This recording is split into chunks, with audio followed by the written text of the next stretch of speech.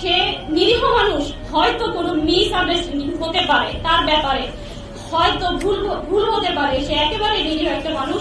তাকে হয় আমার কাছে ফিরিয়ে দিন, হয় তাকে আমার কাছে ফিরিয়ে দিন, নয় আমাকে তার পর্যন্ত পৌঁছায় দিন, নয় আমাকে তার পর্যন্ত পৌঁছায় দিন। তার ব্যাপারে কথা বলারও কেউ থাকবে না, তার ব্যাপারে আপনাদের সামনে ফেস হওয়ারও কেউ থাকবে না। আমাকে তার পর্যন্ত অ্যাটলিস্ট পৌঁছায় দিন। আমি আপনাদেরকে, আমি না মামলাত গুলো আদায় করতে পারতেছি, না আমার নামাজের কোনো অর্থ ঠিক আছে, না আমার কোনো কিছু ঠিক আছে। আমি এই জীবনটা চাচ্ছি না এরকম।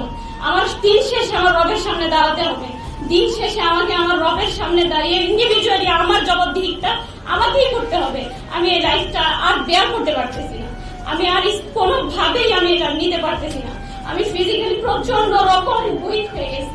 আমি হাত জোর করে বলবো আপনাদের কাছে, আমার এই নিউজটা আপনারা মাননীয় প্রধানমন্ত্রী পর্যন্ত পৌঁছে দিন। আমি হাত জোর করে বলবো, আপনারা প্রধানমন্ত্রীর কাছে আমার এই নিউজটা পৌঁছে দিন। উনি যেন অতি সত্বর অনেক অল্প সময়ের মধ্যে ওনাকে আমাদের কাছে ফিরিয়ে দেন। উনি একেবারেই নিরীহ সাধারণ একটা মানুষ, ঠিক আমি যেমন, ঠিক উনি যেমন, ঠিক আমি যেমন, আমরা প্রত্যেকে নিরীহ মানুষ। আমি কিছুই জানি না, আমি এই অঙ্গনের মানুষও না, আমি আবার বলি আমি এই অঙ্গনের মানুষও না। তাই আমার কথায় যদি কোনো ত্রুটি বিচ্যুতি থাকে, কোনো ভুলভ্রান্তি আপনাদের দৃষ্টিগোচর হয়, আমি আপনাদের কাছে ক্ষমা প্রার্থী।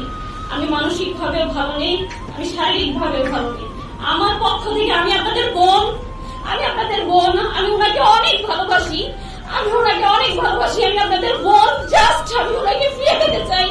আমি আপনাদের বোন, আপনারা সবাই আমাকে একটু হেল্প করবেন। আমি আপনাদের বোন।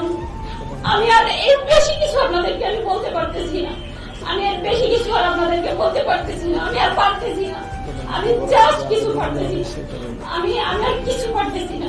আমার পক্ষ থেকে প্রধানমন্ত্রী পর্যন্ত লেটার দেওয়া হয়েছে, আমি ডিবি কার্যালয়ে গিয়েছি, আমি র্যাব সদর দপ্তর গিয়েছি, পুলিশ হেডকোয়ার্টার গিয়েছি, এবং প্রত্যেকের কাছে আমার পক্ষ থেকে একটা লেটার পৌঁছে দেওয়া হয়েছে।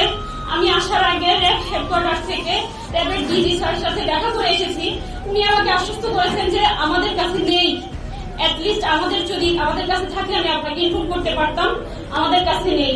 আমি তার সার্বিক সহযোগিতা কামনা করে এসেছি যে আপনি আমাকে সাহায্য করেন। তিনি আমাকে আশ্বস্ত করছেন, তিনি তার নাম্বারগুলো রেখেছেন, তিনি বলেছেন যে আমরা দেখতেছি, যদি কোনো খবর পাই আমরা জানাবো। আমাকে প্রশ্ন করেছেন আপনি কি মনে করেন যে সে আমাদের প্রশাসনের কাস্টাডিতে আছে? আমি বলেছি না, আমি এমন মনে করে আপনাদের কাছে আপনাদের শরণাপন্ন হইনি, বরং আমি আপনাদের কাছে, আপনারা পারবেন, আপনাদের সেই শক্তি আছে, সেই আশা নিয়ে আমি আপনাদের শরণাপন্ন হয়েছি।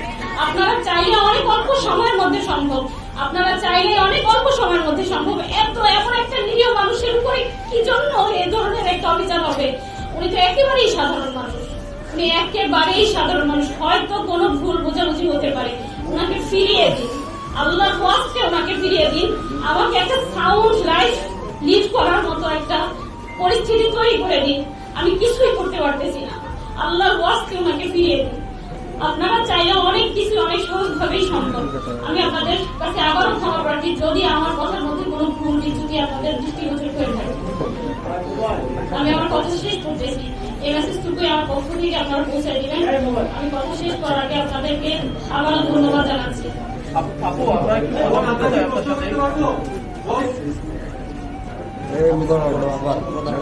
আপনারা অবশ্য অবগত আছেন যে আব্দুল মোহাম্মদ আদনানের সাথে আরো 3 জন একসাথে নিখোঁজ হয়েছে। আমি তাদের ফ্যামিলির সাথে যোগাযোগ করতে চেষ্টা করেছি। আসলে রংপুরের এরা ফ্যামিলিগত ভাবে মানুষগুলো এমন যে তাদের হয়তো বা আমি জানি না, তারা খুবই নিরীহ অথবা হয়তো বুঝতেছে না। আমি তাদের সাথে যোগাযোগ করেছি, আসার জন্য বলেছি যে আমরা ব্রিফিং আয়োজন করেছি কনফারেন্সের, কিন্তু তারপরে তাদের রেসপন্সটা ছিল এমন যে হ্যাঁ আপু আপনি করতেছেন, আপনি করতে থাকেন, আমরা আসতে পারলাম না, এই ধরনের। তো দুঃখিত যে আমি তাদেরকে আপনাদের সামনে উপস্থিত করতে পারিনি। 3টা মানুষ, আমি একজন মানুষ কার সহ, এটা অবশ্যই কোন প্রাইভেট কোন সংস্থার কাজ হতে পারে না। জাস্ট এটুকুই আমার ধারণা, এটা কোনো প্রাইভেট ভাবে তাকে গুম করা হয়েছে, এটা হতেই পারে না।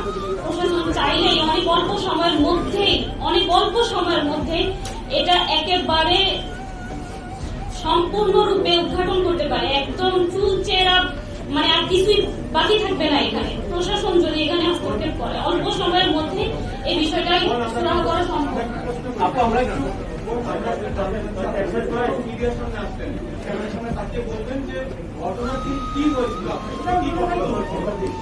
ঘটনার দিন আমি ইন ডিটেলস বলতেছি।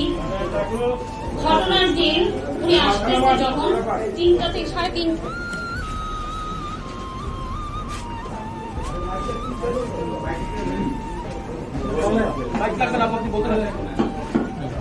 উনি 3:30টায় কি 3টা কি 3:30 আনুমানিক, আমি এক্সাক্ট টাইমটা বলতে পারছি না, তখন উনি বের হয়, রওনা করেন তার বগুড়া একটা প্রোগ্রামের উদ্দেশ্যে।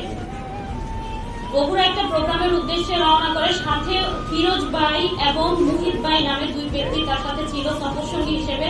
আর যার তার নাম হচ্ছে আমির, সে নিজেই ড্রাইভ করতেছিল। এই 4 জন বগুড়ার প্রোগ্রামের উদ্দেশ্যে রওনা করে। উদ্দেশ্য ছিল প্রোগ্রাম শেষ করে ঢাকা ফিরবে, ঢাকা আমার কাছে উনি আসবেন।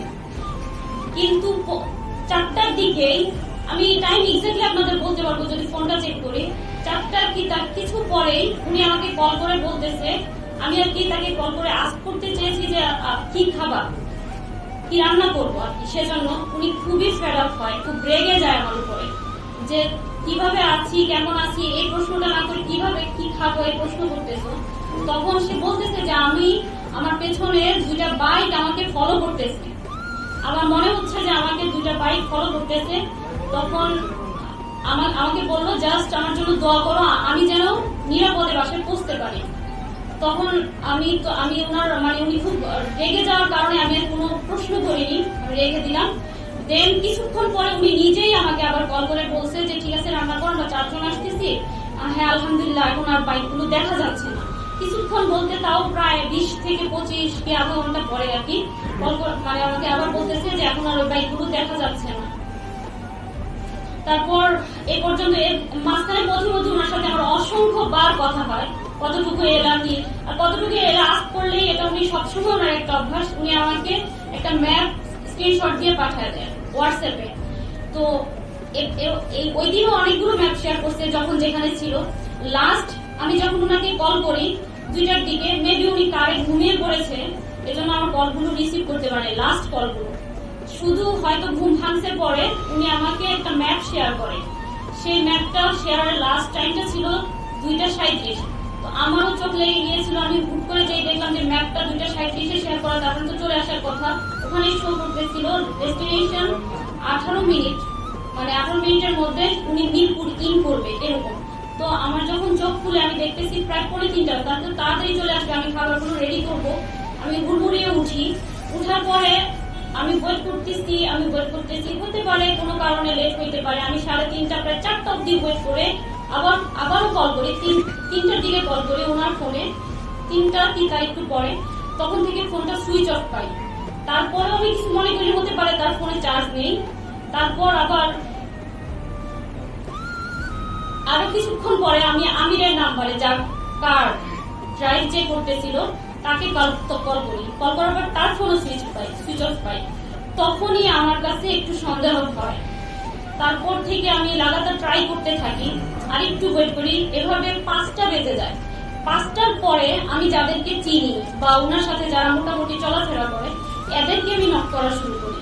আর ফ্রাইডে ওনার একটা প্রোগ্রাম খুতবা ছিল, সাবার একটা খুতবা ছিল, সেই খুতবায় উনি অ্যাটেন্ড করলো কিনা আমি প্রায় 6টা অব্দি তাকে অনেককে কল করার পরে আমি 6টার পরে ওখানেও কল করি যে ওখানে চলে গেল কিনা কোনো কারণে।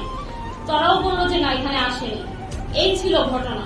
দেন তারপরে আমি দারুস সালাম থানায় উদ্দেশ্যে রওনা হয়ে যাই, কারণ আমি যে দেখেছি ওখানে গাবতলী শো করতেছিল, সেজন্য আমি দারুস সালাম থানায় যাওয়ার পরে তারা আমাকে বলেন যে আপনার সব ডিটেলস গুলো নিল, আদনান সাহেবের সব নাম্বার সবকিছু নিল। নেওয়ার পরে বলতেছে যে আমরা লোকেশন জেনে দেন আমরা একটা আপনাকে জানাবো কিছু একটা। তারপর আমি জানতে চাইলাম অ্যাটলিস্ট তুমি কোথায় আছে, এটার ইনফরমেশনটা আমি কোথায় পাবো। তখন তারা আমাকে বললো যে আপনি এক কাজ করেন, ডিবির ওখানে যান, র্যাবের কার্যালয়ে যোগাযোগ করেন, তাদের পর্যন্ত গিয়ে আপনি জানার ট্রাই করেন যে আসলে উনি কোথায় আছে। আমি গেলাম। পরের দিন দারুস সালাম থানায় আমার সারাদিন লোক বসেছিল, একেবারে রাত অব্দি। তারপর তারা বলতেছে যে না, এখানে লোকেশনটা এখানে না, তাই তারা এখানে জিডি নিতে পারবে না। যদি জিডি করতেও হয় তো বোঝেন পল্লবী গিয়ে করি।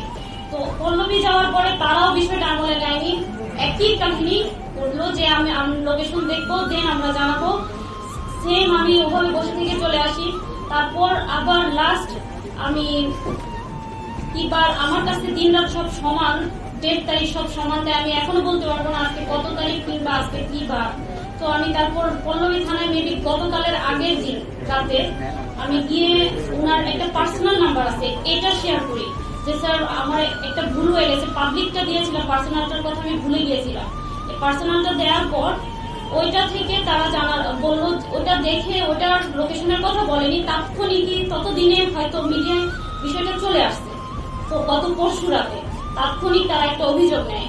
এর মধ্যে রংপুর কোতোয়ালি থানায় ওনার মায়ের পক্ষ থেকে একটা জিডি নেয়, সেই জিডির মাধ্যমে জিডির নাম্বার দিয়ে একটা অভিযোগ গ্রহণ করে পল্লবী থানায়। আর আমি তো আমার চেষ্টা অব্যাহত রেখেছি। এরই মাঝে আমি প্রধানমন্ত্রী কার্যালয়ে 2 বার গিয়েছি, ওখানে লেটার দিয়েছি। ডিবি কার্যালয়ে তো আমি অনেক ট্রাই করেছি, আমাকে তো কোনোভাবে অ্যাক্সেসই দেয়নি। আর আমি তো জানিও না সবচেয়ে বড় কথা কোন বইতে যেতে হবে, কিভাবে কি করতে হবে, কারণ আমি তো এই অঙ্গনের মানুষই না।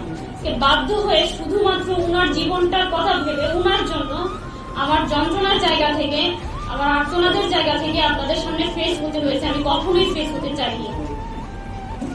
আপু, উনি বগুড়া একটা প্রোগ্রামের কথা বলে বাসা থেকে বের হয়েছিলেন, উনি কি বগুড়ায় গিয়েছিলেন নাকি সরাসরি ঢাকায় এসেছিলেন? একটু যদি না, প্রোগ্রামের কথা, বগুড়ার প্রোগ্রামটা হয়নি।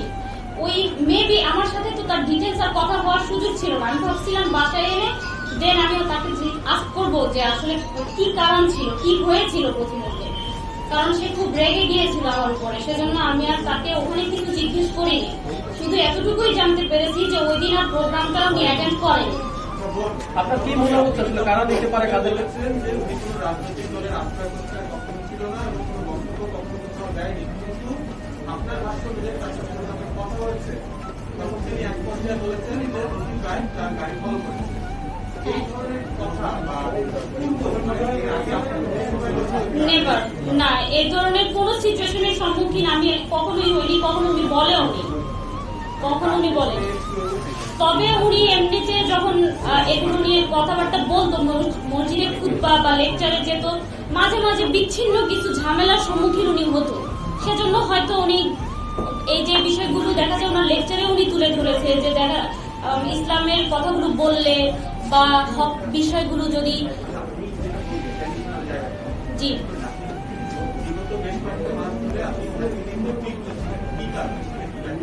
বিগত কয়েক মাস ধরে আমি তাকে নিয়ে উদ্বিগ্ন ছিলাম, এরকম আমি বলিনি। প্রোগ্রাম যারা আয়োজক তাদের সাথে যোগাযোগ করেছেন কিনা, বা উনি যে প্রোগ্রামটাতে গেলেন বগুড়াতে প্রোগ্রামে যায়নি, প্রোগ্রামটা অ্যাটেন্ড করেনি। যারা আয়োজক, যারা এটা আয়োজন করলেন, যারা আয়োজক আমি তাদেরকে চিনি না। আর তার কোথায় কখন প্রোগ্রাম থাকে এগুলো সব তো আর আমার সাথে শেয়ার করে না। আমি তো সবার নাম, যেগুলো পোস্টার হয় জাস্ট ওগুলো হয়তো বা আমি জানি। আর খুদবার ওখানে আমি কল করতে পেরেছি এজন্য যে এটা পোস্টার হয়েছিল, আদারওয়াইজ আমি তো জানি না কাদের সাথে তার কথা হচ্ছে। আমি তো আপনাদের সাথে ফেস হচ্ছি, এভাবে তো ফেস হওয়ার প্রশ্নই আসে না। আপু, একটু বলবেন কি আসলে আপনাদের কি মনে হচ্ছে, কারা তাকে অপহরণ করে থাকতে পারে, বা আপনাদের পরিবারের পক্ষ থেকে আপনারা কি মনে করছেন? আইন শৃঙ্খলা রক্ষাকারী বাহিনী কেউ নিয়ে গেছে নাকি অন্য কারোর সাথে তার শত্রুতা ছিল? আমি এত কিছু বুঝি না, আমার শুধু সন্দেহের জায়গা থেকে স্বাভাবিক, হয়তো আমার জায়গায় আপনারা থাকলেও মনে হতে পারে এটা হতে পারে, ওইটা হতে পারে, নানান জল্পনা কল্পনা আপনার মনে দানা বাঁধতেই পারে। আমার জায়গায় আপনি থাকলেও এটা হতো। সেই জায়গা থেকে কখনো মনে হয় ওনার ব্যাপারে অনেক সময় অনেকে বিরূপ মন্তব্য করতেন, অনেক সময় ওনার ব্যাপারে অনেকে অনেক রকমের কথা বলতেন। তো মনে হয় যে এজন্যই কি ওনার উপরে কোনো প্রেশার এলো কিনা, বা এজন্যই উনি এত বড় একটা ঘটনার শিকার হলেন কিনা, এজন্যই ওনার লাইফটা বিপন্ন কিনা। আবার কখনো মনে হয় উনি জিও পলিটিক্স নিয়ে আলোচনা করতো, পলিটিক্যাল সায়েন্টিস্ট বা সায়েন্স নিয়ে কথা বলতো, সবাইকে পড়াশোনা করার জন্য উদ্বুদ্ধ করতো। ওনার লেকচারগুলো শুনলে দেখবেন তো মনে হয় এটা কি ইন্টারন্যাশনালি কোনো একটা গোয়েন্দাদের বিষয় কিনা। এক এক সময় আমার মনে এটা আমার হতেই পারে, এক এক সময় এক এক রকমের ধ্যান ধারণা চিন্তা ভাবনা কত কিছুই তো ব্রেনে ঘুরপাক খায়। আমি তো এগুলো বুঝি না ভাই, আপনারা ভালো বুঝবেন আমার যে আসলে কি হতে পারে। আমি জাস্ট ঘটনার সাক্ষী, আমি আপনাদের কাছে আমার তার সন্ধান চেয়ে আবেদন করতেছি। এই আপু সরাসরি একটা প্রশ্ন করি, হ্যাঁ?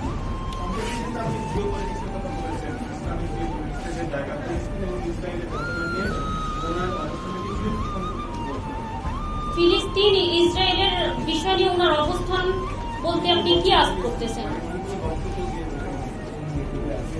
উনি ওনার বক্তব্যগুলোতে তো আছেই, উনি তো ইসরায়েলের ব্যাপারে বলতেনই। আমরা মুসলিম বলতেই আমরা সকলেই আল-আকসাকে ভালোবাসি, আর আল-আকসার উপরে যাদেরই রক্তচক্ষু থাকবে সে ব্যাপারে আমাদের দিল থেকে একটা তাদের প্রতি বেদনা থাকবে, একটা যন্ত্রণা কাজ করবে। That's it. আচ্ছা আপু, এরকম ঘটনা অনেক সময় দেখা যায় যে আইন শৃঙ্খলা রক্ষাকারী বাহিনী পরবর্তীতে গ্রেপ্তার স্বীকার করে। তো আপনাকে এখানে কোনো আশঙ্কা আছে কিনা? অ্যামনেস্টি ইন্টারন্যাশনাল উদ্বেগ জানিয়েছে, আন্তর্জাতিক কোনো মানবাধিকার সংস্থার সাথে আপনারা যোগাযোগ করেছেন কিনা, কিংবা ফার্দার আপনারা আর কি কি স্টেপ নেবেন ওনাকে পাওয়ার জন্য? জি, আমাদের একটা অলরেডি একটা আবেদন সাবমিট করা হয়েছে। আর হচ্ছে আমি আসলে এ পর্যন্ত আমি এরপরে নেক্সট স্টেপগুলো আমি এখন আমার ব্রেনে নেই। আমি আপনাদের কাছেই আসছি, আমি প্রধানমন্ত্রীর কার্যালয়ে আবার যাওয়ার ট্রাই করব, আমি এভাবেই ট্রাই করে যাব। এরপরে আমার সর্বাত্মক চেষ্টাগুলো এভাবে এগুলো কেন্দ্রিকই হবে। এর বেশি আমি আর কি করতে পারি? আমি তো একটা সাধারণ মানুষ। এই আপু এই হচ্ছে একটা প্রশ্ন করি। আমি যমুনা টেলিভিশন থেকে আসছি।